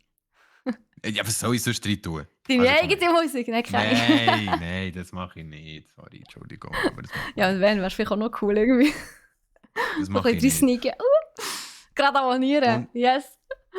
und zudem muss ich ja ganz ehrlich sagen, habe ich auch schon genug Aufgaben in meinem Leben. Vielleicht brauche ich nicht noch eine neue. Jetzt sind wir ja fertig mit dem Crit. Moment, ich habe noch eine Frage. Und zwar, Ja. also grundsätzlich einfach eine Anmerkung. Die Grafik ist ja sehr speziell. Ja. Also du hast gesagt, du findest es mega geil. Ich finde es geil. Ich finde es Also, geil. weil Und ich glaube, die eben Mehrheit auch. also die Autos und die Umwelt sehen, glaube ich, enorm realistisch aus. Und Yes. Charaktere hingegen sind so im Anime-Style. Ja. Aber auch Teile vom ganzen Movement, wenn Also, du ja, auch so, rumfährst. okay. So gewisse Mhm. Bewegungsanimationen und Genau. so. Okay, nice. Es erinnert mich einfach enorm an KDA. Also, Ja. als ich das erste Mal den Trailer gesehen habe, habe ich gedacht so, das ist Stehherz, so etwas von Cloud. Nein, Entschuldigung, das ist sehr stark inspiriert von KDA. Ich weiß nicht, ob Ja, ihr natürlich. KDA kennt. KDA ist die Popband von Riot Games, die aus League of Legends Charakteren besteht. Also Was aus gar nicht weiblichen gibt. hauptsächlich. Ja, es gibt es schon. Es sind echte Sängerinnen hinter diesen das glaube ich, ja. Charakteren, ja. Also zum Beispiel die Madison Beer singt auch eine von denen, ich weiss nicht mehr welche. Und eben durch das, dass es natürlich Ingame-Charaktere sind, sind die natürlich animiert. Und vom Stil her hat es mich ein bisschen an das erinnert. Irgendwie. Es gibt auch ein Video, wo die Umgebung sehr realistisch ist und einfach alle Charaktere, die mitsingen. Es ist ein Feature mit einem Rapper, den ich aber nicht mehr kenne. Auswendig und dort dann ist eben auch, das ist 1:1 gleich, also die Umwelt super realistisch und die Figuren sind alle im Anime-Style zeichnen. Und ich denke so, ja, da hat er aber schön das Auge drauf geworfen. Ich bin jetzt gerade Madison Beer googeln. Ja. Einfach so. Nico ist gerade schockverliebt. Ich bin gerade ein bisschen stunned, ja.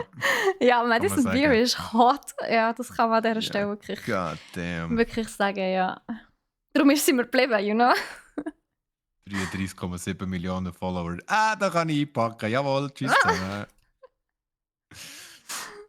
Sorry, Entschuldigung. Ja, ist gut. Du bist nur mal ein bisschen abgelenkt, das ist doch kein Problem. Ja. Nein, Gut. Genau. Loot. Kommen wir zum Loot. Der Nico hat sich jetzt zuerst mal ein Album von der Madison Beer. Nein. Das Fotoalbum vielleicht. Nein, auf jeden Fall. Kalender. Vielleicht hat sie einen Kalender. Hey, Steffi. Ja, ist gut, Hör hör doch auf. da nicht. Hey, ich arbeite nicht in der Autowerkstatt. Gut.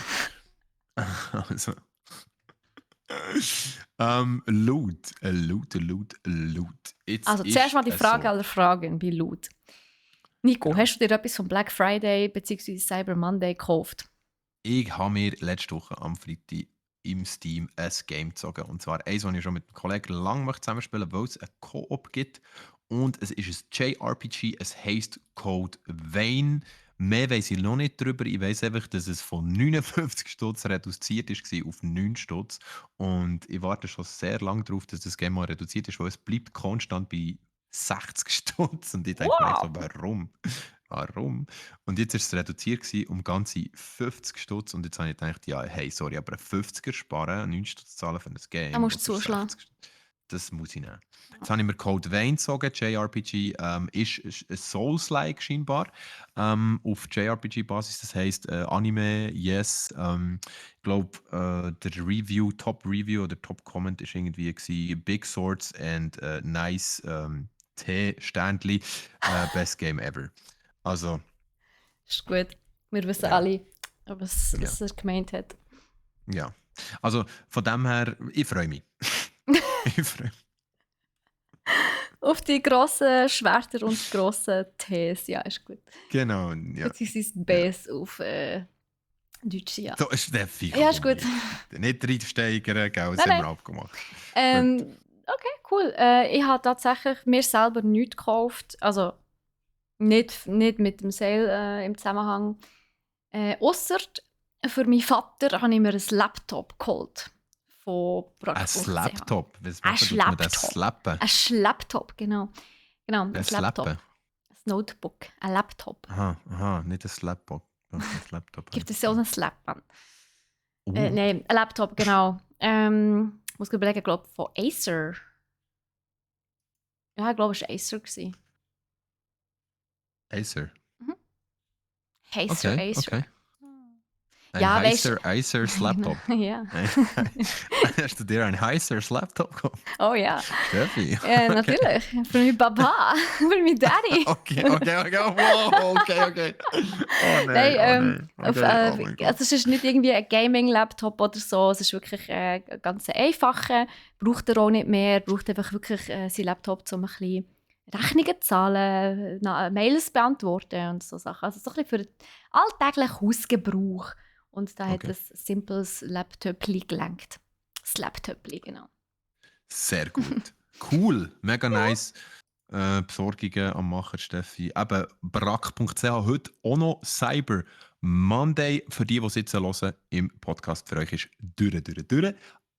Aber ich würde sagen, somit oder? Sind wir auch fertig mit dem Ganzen? Hier, Genau, für heute. beziehungsweise ja, checkt unsere Gaming-Seite auf jeden Fall aus, brack.ch/gaming. Und dort haben wir nach wie vor, also jetzt noch länger, also noch auch weit über Black Friday bzw. über Cyber Monday raus, noch diverse Games rabattiert und auch Aktionen auf Sony-Sortiment, also auch Controller, PlayStation-Controller. Ist sehr viel reduziert. Wir haben dort 2 Banner auf der Seite, wo ihr direkt draufklicken könnt. Einer ist wilde Rabatte und einer ist Rabatte auf das Gaming-Sortiment von Sony. Und ja, wenn ihr dort draufklickt, kommt ihr direkt auf die reduzierten Produkte beziehungsweise Games. Und die Auswahl ist also wirklich sehr, sehr gross. Also wir reden da wirklich von der GTA 5, von Sonic Frontiers, wir reden von Lego Star Wars, von Skyrim, Lego City, Gotham Knights, sagen wir Metro, Exodus, Complete Edition, Saints Row, wir haben Ghost of Tsushima, wir haben Sehr cooles Deathloop, Game. Cyberpunk, The Quarry, The Last of Us Part 2, Life is Strange, True Colors. Also, ihr seht, wir haben wirklich alles Mögliche reduziert. Das ist wirklich auch Dings, Tiny Tina's Wonderlands. Ja, also, dort findet ihr wirklich 3 Seiten voll mit Games, wo alle abgeschrieben sind. Und zum Teil dann wirklich ordentlich reduziert. Also wirklich zum Teil 43% Rabatt, 45% Rabatt, 55%. Also ja, zum Teil sind sie wirklich 59, kann ich jetzt sagen. Also zum Teil sind sie wirklich extrem grosszügig abgeschrieben. Ja, also bei uns könnt ihr auch durchaus profitieren, falls ihr noch auf analoge Games steht. So, ja. Zum Sammeln. Exactly. Yes. Exactly.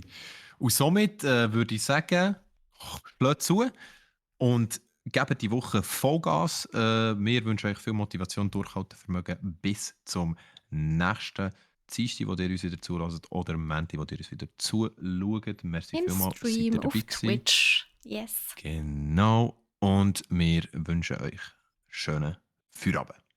Yes. Merci vielmals fürs Zuhören. Wenn ihr noch schnell Zeit habt, gebt uns auch noch schnell 5 Sterne auf Spotify. Das würde uns sehr, sehr freuen. Und bis zum nächsten Mal. Ciao.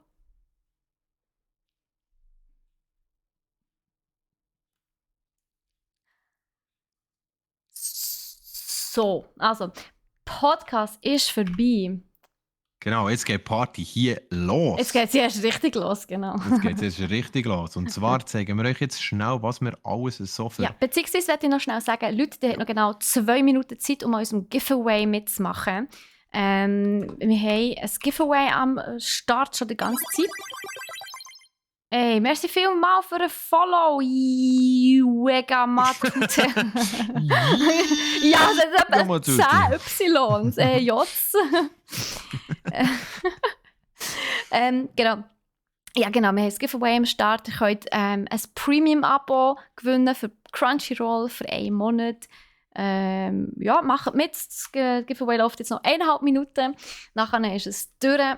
Es kostet euch 10 Punkte für 1 Ticket, beziehungsweise 20 Punkte für 2 Tickets. Genau. Nice. Also, falls ihr gerne Animes schaut, dann ist das perfekte Giveaway für euch. Es ist 1 Monat lang. 1 Monat? 1 Monat, genau. Also jetzt für über Weihnachten und Neujahr wirklich perfekt. Da habt ihr noch ein bisschen Zeit, um effektiv das auszukosten. Yes, Anime! Genau. Also noch 1 Minute, macht noch mit, falls ihr noch... Macht mit. Genau, falls ihr möchtet mitmachen. Ich mache auch mit noch. Nein, du nicht, Nico. Nein, der Nico macht nicht. Nein, Spaß. Ich mache mit. Ich mache für mein Grossi mache ich mit. Nein. Also. Schnell, Steffi, wir haben noch 2, 3 Sachen, die wir anschauen wollen. Gell? Und zwar haben wir noch schnell... Ja, aber in 30 Sekunden ist das Giveaway vorbei. Das warten wir jetzt noch schnell. Okay. Also wir warten. Okay. 30, 29... Das ist eigentlich im Grossen, ja, genau. genau. Nein, mein Grossi ist gestorben. Also, von dem her, ich kann es ja nicht mehr schenken. Ah, schon lange her. Alles gut. No. Ja, nur... Manchmal vergiss ich es. Ist immer noch da. Bei mir ist es immer noch da. Immer noch in deinem Herzchen, das ist doch schön. Ja. Ja, voll ins Fettnäpfchen treten, der Massimo. Voll. Nee, alles gut. Alles gut. Eben, ja. Alles gut. So, 3, 2, Das Grossi hat auch müssen lachen. Weißt du, die hat Humor gehabt. So, hat sie Humor gehabt. Ah, das ist wichtig. Ja. Sehr gut. Ja, tipptopp. Das Giveaway ist beendet. So, Dali. Genau. Dann würde ich jetzt gerade schnell unseren Gewinner ziehen. In 3, 2, 1. Crazy Cat Lady! Wow. Nice! Man, ihr voll gönnen, vor allem, weil sie letztes Mal etwas gewonnen hat und es weiter verschenkt hat. Jawohl. Darum, so schön hat Crazy Cat Lady jetzt das gewonnen. Nice. Man, ihr sehr, sehr gönnen. Yay! Und vor allem schaut sie, ja, glaube ich, anscheinend auch wirklich sehr gerne Animes. Von dem her ist das doch schön. Jetzt kannst du einen Monat lang reinsuchten, Crazy Cat Lady. Oh, so richtig, über Weihnachten, Neujahr. So richtig, draussen einfach alles ausschließen, zusammen einfach sich mit seinen 5 Katzen in die Wohnung einschließen. Das gibt es Besseres und Anime schauen. Perfekt. Ich sehe, du fühlst das. Ich fühle es sehr, ja. Ich fühle es sehr. Ja, ich meine, I don't know, aber so Dings, wie sagt man? Eben so Marathon und so Anime-Marathon ist aber schon nice. Ja, also, vor allem kann Crazy Cat Lady in unser Discord kommen und uns ein bisschen Animes empfehlen, die man schauen sollte, die sie gesehen hat. Weil dort sind ja auch so Game-Tipps drauf, die man nicht so kennt. Das finde ich eigentlich noch gut. Das finde ich eigentlich wirklich noch gut. Ja, nochmal meine Gratulation. Viel Spaß mit dem Crunchyroll-Abo. Crazy Cat Lady. Also gut, jetzt haben wir aber noch 2, 3 Sachen für euch zum Anschauen. Beziehungsweise, wir möchten euch einfach noch ein paar coole Sachen bei uns im Shop zeigen. Genau, einerseits eben natürlich haben wir hier, Moment, ich zeige nach Sorti. So, das ist unsere Gaming-Landing-Page, kennt ihr ja langsam. Genau, hier ist einerseits der wilde Rabatt, eben, da wenn ihr hier drauf kommt ihr hier wirklich zu all unseren reduzierten Games, außer die von EA und Sony, weil die sind nämlich separat. Und zwar sind die ein bisschen weiter unten, gerade unterhalb vom Gaming-Produkt des Monats, was übrigens ein krasser Gaming-PC ist, just so zum Reinwerfen. Wenn ihr aber hier auf eben den anderen Banner klickt, dann kommt ihr zum Sony zum Sony Rabatt-Shop und dort hat er eben auch Controller, der hat Bundles, der hat Headsets und aber die ganzen Games, also dort hat er einiges, was abgeschrieben ist. Ja. Auch coole Sachen, Spider-Man, Horizon, Death Stranding. God of War 6, hast du gesehen, kostet noch 10 Stutz dort.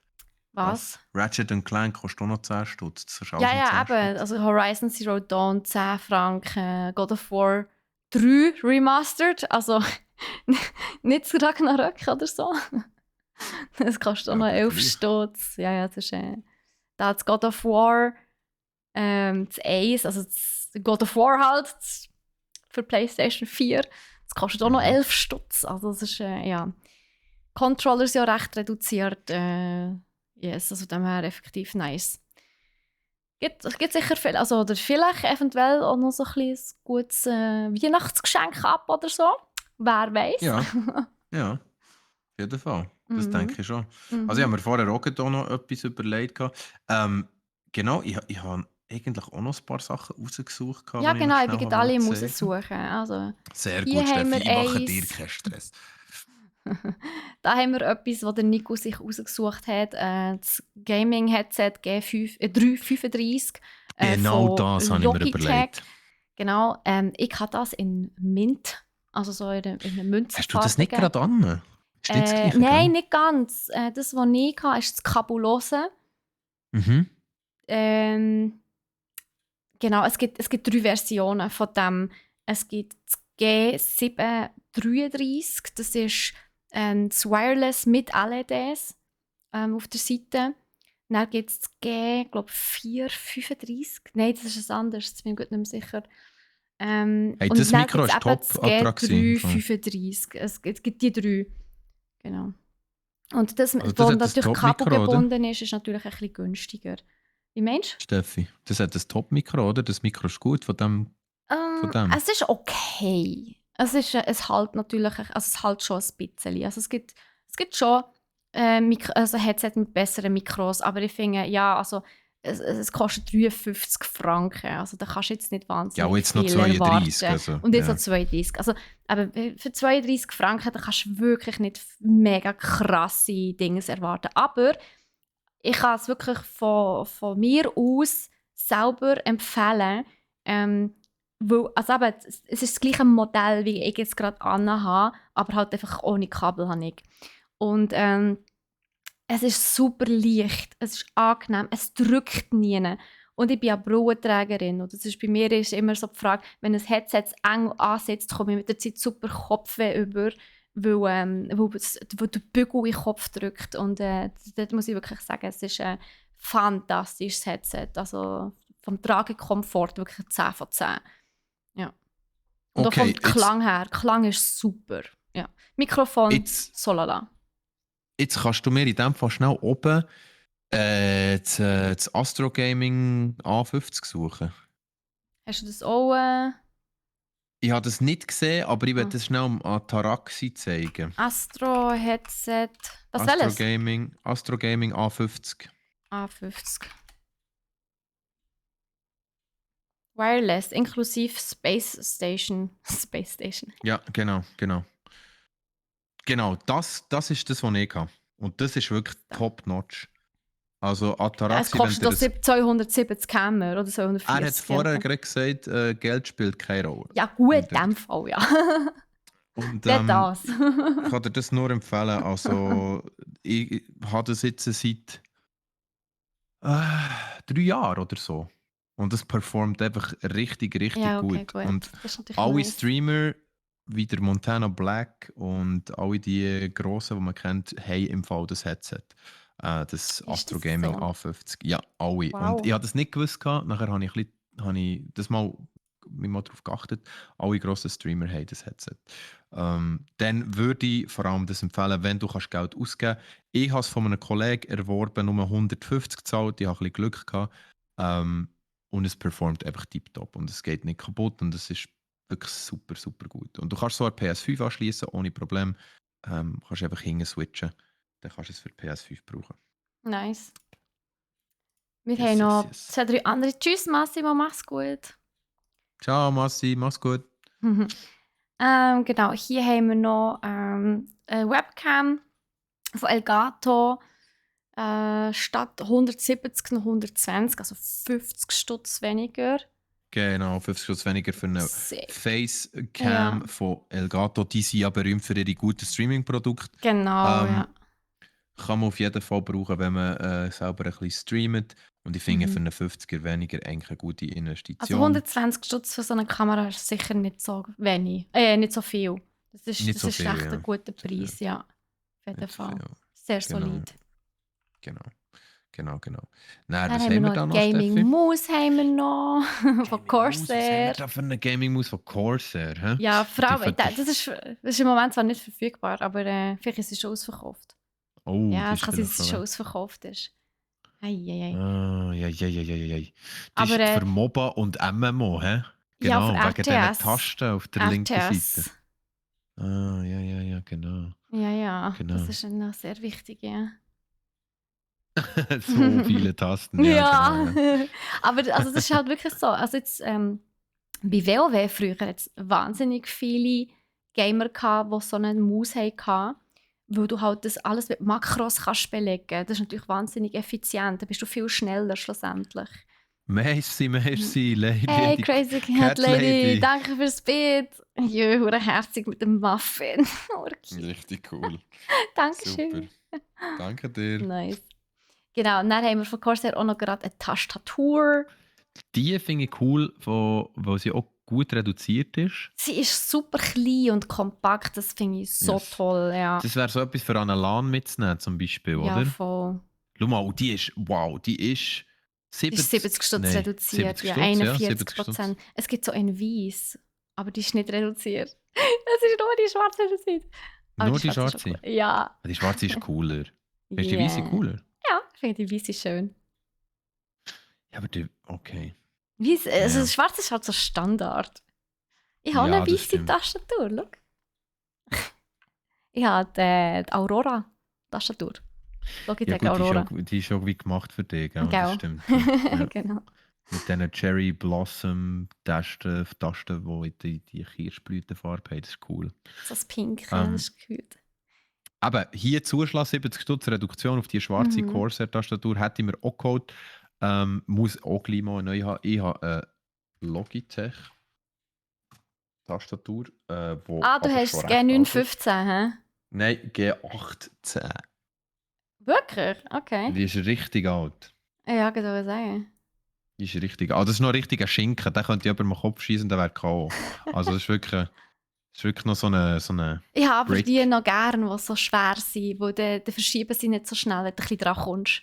Das finde ich mega nice. Stimmt. Ja. Wir haben noch Das etwas stimmt. anderes von Corsair. Corsair hat ordentlich reingegönnt. Oh, das ist aber auch noch verfügbar. -1, wow, okay. Das ist aber schnell gegangen. Heute, als ich geschaut habe, war es noch da gewesen. Hey. Eben, ja, es ist alles weg schon. Es ist einfach Das spät habe ich dran. übrigens so. Das ist Hast das auch. Corsair Void. Ataraxi Kann hat ich das nur auch. empfehlen. Kann ich Ataraxi nur hat das empfehlen. Das brauche ich vor allem zum Arbeiten. Ah, nice. Es ist wirklich ein Tip-Tops-Headset. Mhm. Das hat mega gut um die Ohren herum. Tut es eigentlich wirklich sehr, sehr schön haben. Und es sieht einfach geil aus. Also es ist wirklich ein Tip-Tops-Headset. Ja. Also, was es noch hat, ist das Headset von HyperX. Das Cloud Orbit. Das kostet statt 300 Stutz kostet es noch 209. Also fast ein 100er Rabatt. Das ist sick. Das ist mega viel. Ja, und das ist natürlich gute Qualität. Ja, also das ist mit der Ball. HyperX Man sieht- machst du nie etwas falsch. Man sieht so mit dem Mikrofon, es hat wirklich vorne noch so einen Popschutz am Mikrofon selber. Das ist natürlich crazy gut. Ja. Das ist wirklich, das ist gut. Vor allem, dort ist eben cool, du kannst das Mikrofon removen. Das ist aber mega gäbig. Das ist super praktisch, das habe ich auch gerne, ja. Weil dann kannst du sie theoretisch als Musikkopfhörer brauchen, weißt du?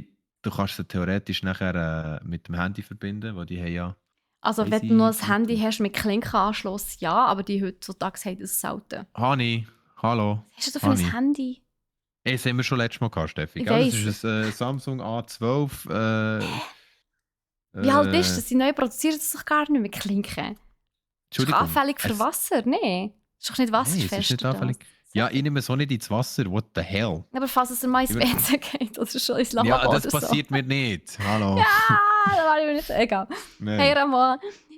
Genau, also wir haben noch ein paar Sachen, wir müssen ein bisschen Gas geben. Genau, und dann hier haben wir genau, ein Bundle. Astro A30 Wireless Das ist und nice. das FIFA Das ist 23 nice. Bundle. Das ist nice. Ja, Also ich das finde ist natürlich echt das A30 von Astro schon geil. Das sieht schon noch cool Astro aus. ist immer Ja. geil, performt hure gut. Und hier bekommt man zusammen im Bundle mit dem FIFA 23 kann man für den Preis grundsätzlich eigentlich nichts sagen. Und Es sieht wirklich cool aus. Ja, es hat ein hure geiles Design. Ja. Das Ja. gefällt mir hure. Das würde ich mir auch sagen, einfach Einzel. Kannst du schnell schauen, wie viel das Einzel kostet, Astro A30? Das Wireless. Würde mich jetzt noch interessieren, ja. Wie viel ist echt das Einzel? Du Sicher kannst auch sogar das Zeug genug. auf der Seite austauschen. 175. Ah, wow. Das ist 175. Und wenn du mit dem FIFA dazu zahlst du gerade. Zahlst 300. Hä? Ja. Hä? Hä? Warte schnell. Nein, nicht 300. Kann nicht sein. Amo. Mo, 300? Hm. Komm, wir kommen nicht raus. Ja, ich glaube, wir müssen schon reden. Was ist da passiert? Was ist da passiert? Ah. Okay.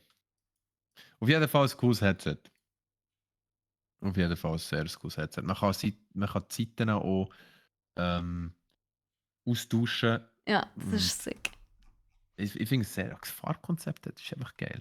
Mhm. Hallo Sean, lass schnell, kannst du Ja. uns etwas erklären? Ganz Ja, schnell schon. Sean. Du siehst das da, wo wir drauf schauen, oder? Du siehst ja, was wir zeigen. Wie kann das sein, dass das Headset selber, das A30, da Wireless PlayStation, kostet 175 Franken und im Bundle zusammen mit dem FIFA kostet es irgendwie 300. Dann müsste jetzt FIFA allein ja über 100 Stutz kosten. Wie kann das sein? Ja. Vielleicht hat er schon einen Plan gehabt, als er das gemacht hat. Vielleicht. Überlege ich mir jetzt gerade. Aber bevor wir ihn hier auf dem Nein, wir nehmen ihn nicht auf Stream den Pike. Nein, wir haben noch etwas anderes, was wir euch möchten zeigen. Und zwar hier... Er hat das Bundle gar nicht gemacht. Weißt du, wer das hat gemacht? Das ist, gemacht? Nein, das war Nati gewesen. Ah, so, okay. Ist ja Logitech. Ja, Sorry, stimmt. Sean. Entschuldigung. Genau. Sehr wichtig, für wenn ihr eure Daten speichern wollt, ist die externe SSD von XS2000 von Kingston. Die ist auch gut reduziert und Kingston performt immer tiptop. Also das heißt 1 ja, und vor allem gerade so SSD, ganz ehrlich, kann man immer irgendwann brauchen. Es ist immer gut, eine daheim zu haben.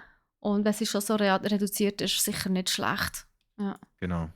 Und das ist jetzt sogar im Cyber Monday Sale, könnt ihr heute noch gerade profitieren davon. Yes. Kingston kann ich nur empfehlen. Gute Marke, sehr reliable. Ich habe mal einen Spruch gemacht für sie. Und der hat geheißen, wer Kingston verbaut, hat dem Richtigen vertraut. Oh, cute. Ja. Ich habe noch etwas Angst für euch. Oder wir haben noch etwas Angst für euch. Und zwar die VR-Brille von Vive Flow, also die Vive Flow von HTC. Die ist um krasse 50% reduziert. Yes. Also falls ihr noch eine VR-Brille möchtet, die kostet jetzt nur noch 300 Franken. Ein richtiges Schnäppchen. Hey. 300 Stutz ist, und vor allem finde ich, es ist mal eine schöne Brille. Weißt du, was ich meine? Sonst finde ich die VR-Brillen immer so kloppig und hässlich und die ist schön. Vor allem sie ist 50%. Krass. 50% ist verdammt heftig, ja. Sick. Ja. Sick. Mhm. Ja, und sie hat einen Style, oder? Ja, wirklich Style, ja. Sie hat wirklich Style und das Geld. Aha. Ja, zuschlagen, Leute. Hey, noch 300 statt 600 Steine. Ja, 50%, das ist echt heftig. Für die nächste Street Parade, ja genau. Könnt ihr sie noch an Street Parade anlegen, wenn ihr genug habt vom VR. Oder an der Street Parade auf VR. Warum nicht? Ja, genau, mal umgekehrt. Man sagt einfach einem Kollegen, Alter, los, bitte, gang an Street Parade, schnall dir eine 360-Grad-Kamera auf den Grind und dann... dann komme ich mit. Ja, und dann bleibe ich daheim in meinem Bett liegen, aber bin dabei. Ich kann sogar 360 Grad umschauen. Weißt du, schau jetzt. Aufmerksamkeit für den heiligen Birma-Mix. Bonneli ist im Schlaf, aber danke vielmals für das Bit. Und für die Aufmerksamkeit. Ja, Troy, so günstig. Ja, krass. Und du hast gerade Lohn bekommen, Troy. Ja, gell? 13 Monatslohn kommt jetzt auch gerade, also gönnt nicht. Troy, ich sehe dich mit dieser Brille, die würde dir so gut stehen. Gell? Wirklich. Du würdest direkt aussehen wie der. Wie siehst du denn? Top Gun. Du würdest aussehen wie Top Gun. Oh, nice. Top Troy. Top Weißt du, was ich Troy! Wow, not bad. Aber so, last but not least, noch eine kleine Einführungsaktion, hat nichts mit dem Cyber Monday zu tun. Aber wir haben einen neuen Xbox-Controller in blauem Camouflage. Der ist aber cool. Der ist aber wirklich cool. Den finde ich cool. Ist doch gar nicht auf Camouflage. Nee, das ist nicht gerne Männer in Uniformen. Nein. Nicht? Nein, wow, du bist eine der ersten Frauen, die ich kennenlerne, die nicht auf das steht. Ich weiss. Aber es ist so. Troy Crews, ja genau. Der Troy Feuerwehrmänner sind auch nicht dein Ding. Nein, ich finde das gar nicht cool. Okay. Du, schau, wenn du einen Freund hast, der immer noch ins Militär muss, weil er Kommandant Stefan ist, dann verleidet er das ziemlich schnell mit diesen Uniformen. Stimmt, das Thema haben wir schon mal gehabt. Ja. Ja. Du bist eigentlich die darauf wartet, dass ihr Mann endlich aus dem Krieg zurückkommt. Ja, blöd gesagt. Etwa so, ja. Nein, zum Glück nicht, Gott sei Dank. Nein, ich habe einen guten Freund, der jetzt an der Grenze war in der Ukraine. Jetzt darf er an Weihnachten endlich wieder heim, nach irgendwie 3/4 Jahr. Also, ja. Sind wir froh. Ja, sind wir total. froh. Nein, Endlich aber zurück zum Fraueli. Ja, die Beziehung ist leider in die Brüche gegangen. Aber zur Warum? Familie. Zur Familie wieder zurück. Beziehung ist... Aha, okay. Die Beziehung ist in die Brüche gegangen. Ja. Aber egal. Das ist ein sehr privates Thema. Lassen wir das so sein. Ja, Entschuldigung. Wow. Okay. Yes, also. Hey. Yes, also ich hoffe, die ganze unsere kleine Produktershow hat euch gefallen. Wow. Ja. Auch etwas anderes gewesen. Yes, definitiv. So, also, hey, ich wünsche euch noch einen wunderschönen Feierabend. Genießt es, geht noch ein bisschen shoppen, falls ihr es nicht schon gemacht habt. Gönnt euch noch den einen oder anderen Cyber Monday Deal. Es hat durchaus einige Sachen, die sich lohnen, muss man wirklich sagen. Gerade bei den Games und Controller Sorry, und Troy. so weiter. Hallo. Ja, Uns hoi geht's Troy. gut. Tschüss, Uns Troy. geht's gut. Sorry, Troy. Aber wir sind jetzt fertig. Wir sind wirklich gerade fertig. Wir brauchen auch mal Feierabend, gell? Ja, genau. Danke, Abby. Dir auch eine schöne Woche. Wir sehen uns sicher mal noch. Genau. Danke, Rölin. Und aber wie gesagt, morgen am 11 Uhr Klemmbausteine zusammenbauen mit dem Cyril. Er baut seinen Globus weiter auf, also seine Weltkugeln. Am Mittwoch um 3 streamt der Troy. Wahrscheinlich gibt es wieder Jurassic World Evolution 2 mit dem Troy. Am Donnerstag haben wir Stream frei und am Freitag am 1 bin ich wieder dran mit Immortals Phoenix Rising. Oh yes. Was? Wieso lachst du? Dinos, definitiv Dinos. Biro entdeckt. Oh, da habe ich einen Wurm in den Kopf gesetzt. Du siehst es schon. Das ist schon unglaublich. Wow. Wie kommst du jetzt auf das? Er schickt mir schon Bilder über WhatsApp. Nein, ist nicht. Das schon, sicher nicht. Sicher nicht. Spinner alle zusammen. Also geht noch ein bisschen Madison Beer ansabbern. Ich wünsche euch einen wunderschönen Feierabend. Wir hören uns, beziehungsweise wir sehen uns am Freitag oder eben schon mit dem Cyril am 11 Uhr morgen, der Troy am Mittwoch am 3 oder unser crazy Duo in dieser Woche wieder. Exactly. Hey, Yes. bis Also, die Tage, liebe yes. Damen und Schönen Herren, und Feierabend. habt's gut. Schönen Feierabend. Tschüss miteinander. Tschüss zusammen. Benehmt euch. Seid anständig.